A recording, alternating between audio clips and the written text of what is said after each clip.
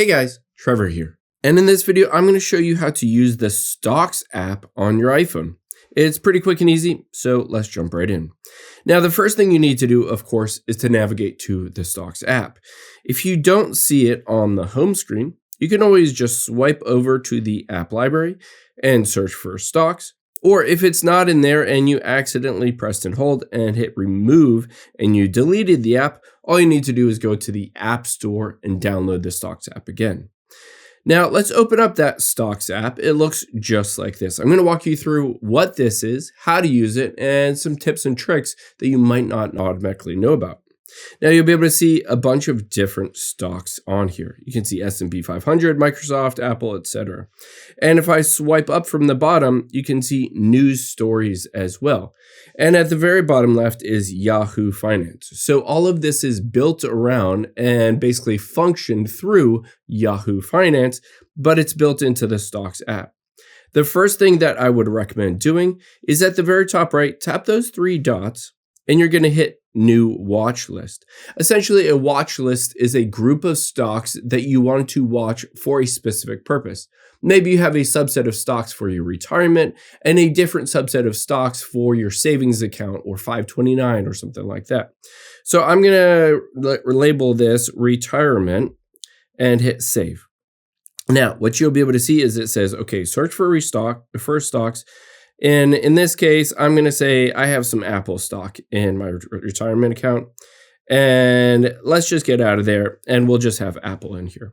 Now, you'll be able to see those different watch lists at the very top left. You can see retirement. I can tap on it and quickly go to my other stocks options or my watch list. You can see home and my symbols. And I can hit the manage watch list if I wanted to reorder which ones are showing up first and maybe even remove a watch list if I wanted to. But let's say we're happy with this at this point. Now we can tap on any of these to open up that stock.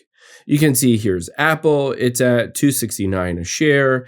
And you can see here 1 day, 1 week, 1 month, all the way over to all time. So if I tap on all time, it will show me the entire record of Apple stock.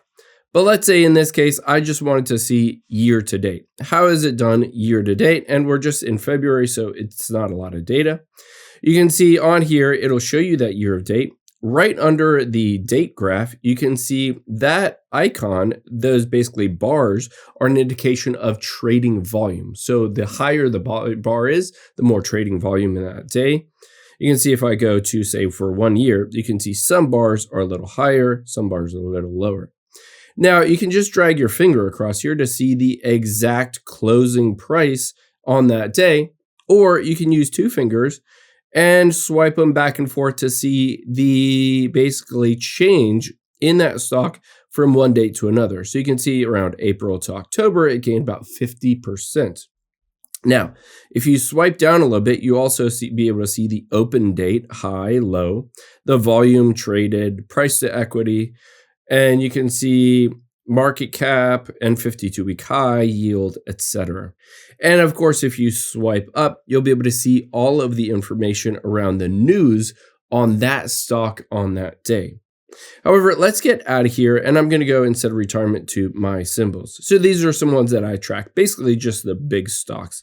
So I can track these, and you'll be able to see on this long list, it will show me all of these, whether they're up or down for the day. You can see it's not a great day to be doing this because they're all down. You can see the S&P is down 0.5%. I can tap on that to see the exact number instead of percent, and then tap on it again to see the market cap. You can see 3 trillion for Microsoft, etc., going all the way down. Now, if I tap on any of these again, you'll be able to see what it looks like for all of these. I can switch it to 1 day and see how it's doing today.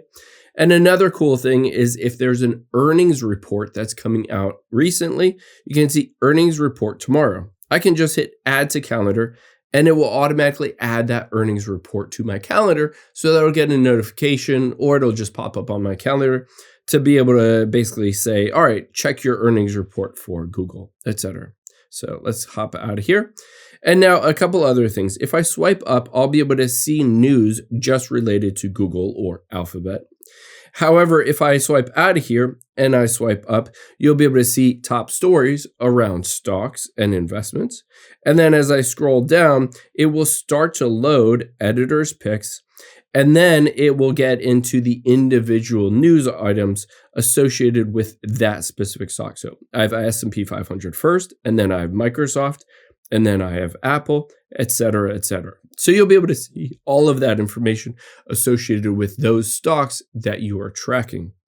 Now, a couple other things. At the top right, if you tap on the search bar, you can always just search for a new stock.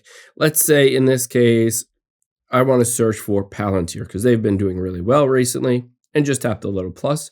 And just like that, they have been added on this list at the very bottom. But let's say I don't want Palantir to be at the very bottom. I can press and hold and just drag it up. Now, keep in mind, you can always remove any of them on here. Let's say, all right, I don't want to see because I don't have any Palantir. I want to remove that. I swipe to the left and just hit remove. Just like that, you won't be able to see that anymore in this specific watch list. Again, you can always tap on your watch list and switch between different watch lists if you wanted to see different ones for subsets on different retirement accounts or different investments that you might have. I hope this helps. If it did, hit the subscribe button down below and leave a comment if you still have any questions. Thanks, guys.